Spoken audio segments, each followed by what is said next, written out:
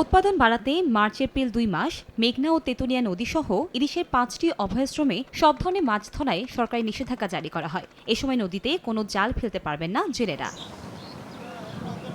পহেলা March থেকে পটুয়াখালীর পায়রা তেতুলিয়া নদীতে শুরু হয় জাটকা সংরক্ষণ অভিযান, চলবে ৩০ এপ্রিল পর্যন্ত।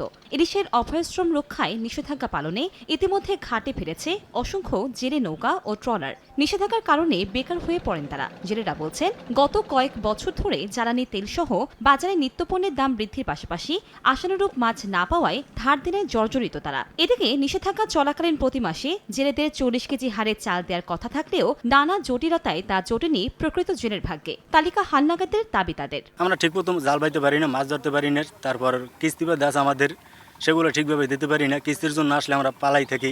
চাউল পায় যা টাকা আছে আর চাউল পায়, আমরা জেলে ঠিক মতন চাউল পাই না। অনেক জাইলারা এভাবে কষ্টে ওরা চলে গেছে, যা মাছ ধরিয়াও চলতে পারে না সংসার। সরকারে যে আমাকে যে আবেদন যে যে জেলে হ্যারে যে চাল দেওয়া হোক, আর যে জেলে নাই হ্যার নাম বাত হয়ে যে।